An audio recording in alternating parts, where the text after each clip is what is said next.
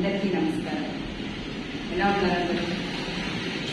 లలిత భావ నిలయ యూట్యూబ్ ఛానల్కి మీ అందరికీ సుస్వాగతం. ఈరోజు నేను ఒక ప్రత్యేక దినం పురస్కరించుకొని మీ అందరి ముందుకి ఒక ప్రత్యేకమైన వీడియో తీసుకొని వచ్చాను. అదేంటో తెలుసా మీ అందరికీ? యోగా డే. ఇవాళ యోగా డే అంటే యోగా డే మాత్రమే కాదు, ఇంటర్నేషనల్ యోగా డే.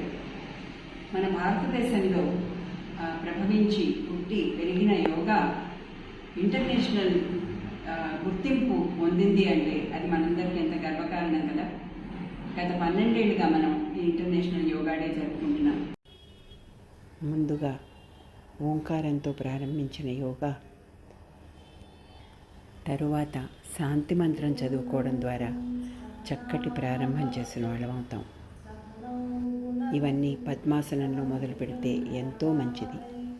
పద్మాసనం ధ్యానానికి అత్యంత అనుకూలమైన ఆసనం. ఇది మనస్సుని ప్రశాంతంగా ఉంచుతుంది, ఒత్తిడిని తగ్గిస్తుంది.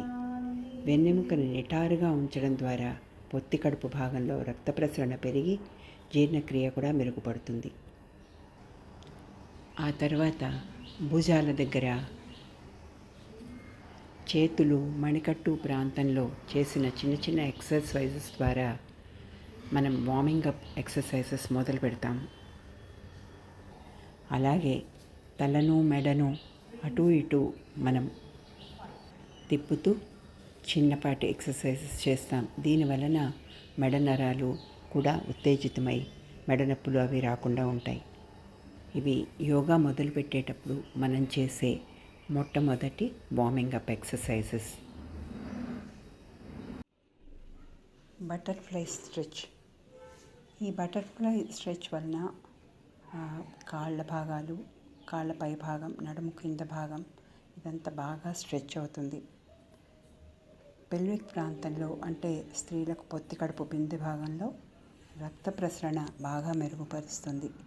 ఇది ముఖ్యంగా అందువలన మహిళలకు చాలా మంచిది. పాదహస్తాసనం అంటే పాదాలను చేతి మునివేళ్లతో తాకడం. దీనివలన వెన్నెముక బాగా సాగి గట్టిపడుతుంది. తల కిందకి ఉండడం వలన మెదడుకు కూడా రక్త ప్రసరణ పెరిగి జ్ఞాపక శక్తి మరియు ఏకాగ్రత మెరుగుపడతాయి. పొట్ట కొవ్వు తగ్గి పొత్తి కడుపు అవయవాలన్నీ ఉత్తేజితమై జీర్ణక్రియ బాగుంటుంది. తర్వాత జాను శీర్షాసనం. దీనివలన నడుము కండరాలు బాగా స్ట్రెచ్ అయ్యి, అలాగే మోకాళ్ళు అవన్నీ కూడా బాగా స్ట్రెచ్ అయ్యి బలపడతాయి. వజ్రాసనం. మనం భోజనం చేసిన తర్వాత వేదగిన ఒకటే ఒక ఆసనం ఇది. ఇది జీర్ణక్రియను చాలా వేగవంతం చేస్తుంది, యాసిడిటీని నివారిస్తుంది, గ్యాస్ మరియు మలబద్ధకం సమస్యలను కూడా తగ్గిస్తుంది. వెన్నెముకను నిటారుగా ఉంచి నడుము నొప్పిని కూడా అదుపులో ఉంచుతుంది. సూర్య నమస్కారాలు. ఇది యోగాలో అత్యంత ముఖ్యమైన అంశం. దీనివలన శరీర దృఢత్వం పెరుగుతుంది, రక్త ప్రసరణ మెరుగుపడుతుంది, జీర్ణక్రియ మెరుగుపడుతుంది, బరువు తగ్గడం జరుగుతుంది. మానసిక ప్రశాంతత, ఒత్తిడి, ఆందోళన తగ్గి మనసు ప్రశాంతంగా మరియు ఏకాగ్రతతో ఉంటుంది. సూర్య నమస్కారాల్లో 12 స్టెప్స్ ఉంటాయి. హస్త ఉత్తానాసనం, పాదహస్తాసనం, తర్వాత కాలుని వెనుకకు చాపి ఎడమ మోకాల్ని మంచి ముందుకు వంగడం, తర్వాత దండాసనం, తర్వాత అష్టాంగ నమస్కారం, తర్వాత భుజంగాసనం, పర్వతాసనం, మధ్యలో విశ్రాంతి కోసం శశాంకాసనం. ఆ తర్వాత మళ్ళీ కుడికాలు ముందుకు పెట్టి వెనకాలు ఎడమకాలు వెనకకి చాపడం, తర్వాత పాదహస్తాసనం, తర్వాత మళ్ళీ హస్త ఉత్తానాసనం, తర్వాత ప్రణామం. ఇది సూర్య నమస్కారాల క్రమం. సూర్యోదయ సమయంలో వీటిని చేయడం వలన శరీరానికి అమితమైన శక్తి లభిస్తుంది.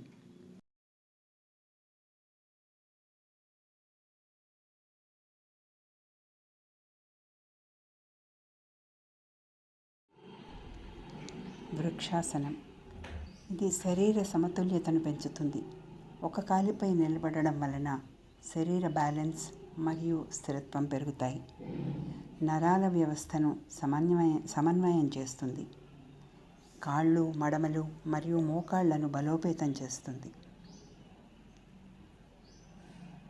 నటరాజాసనం ఇది కూడా బ్యాలెన్సింగ్ ఆసనం కాబట్టి మానసిక ఏకాగ్రతను, ఫోకస్ను విపరీతంగా పెంచుతుంది. పూర్తి శరీర స్ట్రెచ్ జరగడం వలన ఛాతీ, భుజాలు, తొడలు మరియు పొత్తి కడుపు ఇలా శరీరంలోని అన్ని ప్రధాన భాగాలను ఒకేసారి స్ట్రెచ్ చేస్తుంది. శరీర నియంత్రణను పెంచి మానసిక స్థిరత్వాన్ని ఇస్తుంది. విహంగాసనం దీనిని బర్డ్ పోజ్ అని కూడా అంటారు. కోర్ మరియు బ్యాలెన్స్ కోసం ఈ ఆసనం వేస్తారు. పొట్ట కండరాలను ఈ ఆసనం బలోపేతం చేస్తుంది. చేతులు మరియు భుజాలకు మంచి బలాన్ని ఇస్తుంది. ఏకపాద రాజకపోతాసనం ఇది కూడా కపోతాసనం వంటిదే, కానీ అంతకంటే క్లిష్టమైనది. ఏకపాద రాజకపోతాసనం తుంటి భాగంలోని కండరాలను లోతుగా సాగతీసి అక్కడ పెరిగిపోయిన ఒత్తిడిని తొలగిస్తుంది. ఈ ఆసనంలో వెనుకకి వంగి తలని పైకి ఎత్తడం వలన వెన్నెముక మొత్తం చక్కగా సాగుతుంది. వజ్రాసనం, దండాసనం, పర్వతాసనం ఇవన్నీ ఇంతకు ముందర తెలుసుకున్నాం కదా. ఈ క్లిప్పింగ్లో మనం కొత్తగా చూసేది కపోతాసనం, అంటే పీజియన్ పోజ్ అన్నమాట. మనం రోజంతా కుర్చీల్లో కూర్చొని ఉండడం వలన నడుము కండరాలు, కింద తొడల కండరాలు బాగా బిగుతుగా అయిపోతాయి. కపోతాసనం వేయడం వలన హిప్ కండరాలు బాగా సాగి అక్కడ ఉండే ఒత్తిడి తగ్గుతుంది. నడుము నొప్పి నుంచి ఉపశమనం కలుగుతుంది.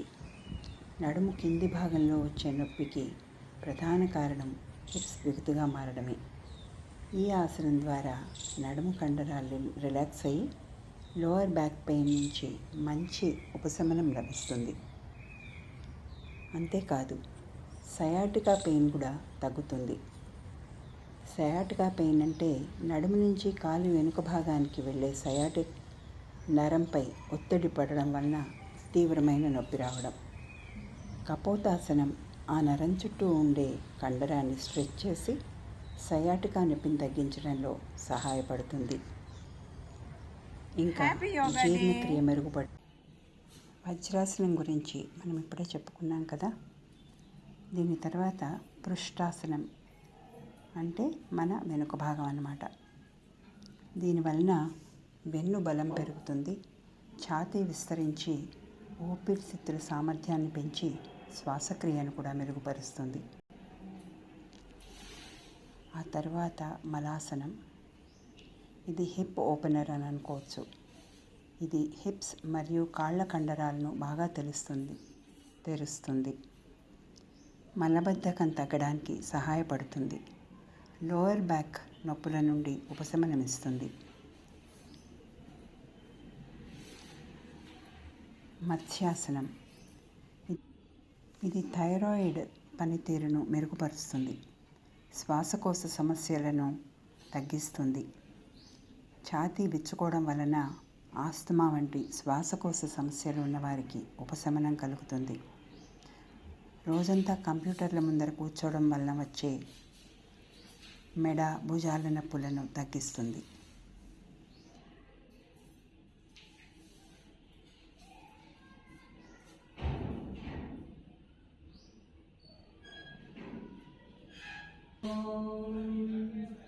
త్రయంబకం యజామహే సుగంధిం పుష్టివర్ధనం ఉర్వారుకమవందనా మృత్యోన్ముక్షీయమామృతాత్.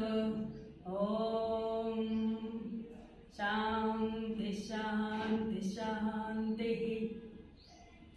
Happy yoga day. ఓం సర్వే భవంతు సుఖినః, సర్వే సంతు నిరామయాః, సర్వే భద్రా पश्यन्तु त्वां कश्चित् दुःखभान् भवेत्। ॐ शान्ति शान्ति शान्तिः। ఎలా ఉందండి మా యోగా ప్రాక్టీస్? యోగా డే రోజున మేమందరం చేసుకున్న కార్యక్రమం మీ అందరికీ నచ్చిందా? ఇంకా ఇంతే కాదు, ఇంకా ఎన్నెన్నో ప్రోగ్రామ్స్ చేయబోతున్నాం ఇవాళ. అవన్నీ కూడా కలిపి నేను మీకు మంచి ఈ వీడియోలోనే మీకు ప్రజెంట్ చేస్తాను. ఆ ఫోటోలు అవన్నీ చూసి మీరు మీ అభిప్రాయాలు చెప్పండి. ఏమైనా సజెషన్స్ మీ తరఫు నుంచి ఏమైనా సూచనలు ఉంటే తప్పకుండా నాకు చెప్పండి. మీ సూచనల కోసం, మీ కామెంట్స్ కోసం ఎదురు చూస్తూ ఉంటుంది లలిత భావనిలయ. తప్పకుండా సబ్స్క్రైబ్ చేయండి, షేర్ చేయండి, లైక్ చేయండి, నాతో పాటు ప్రయాణం చేయండి. Thank you.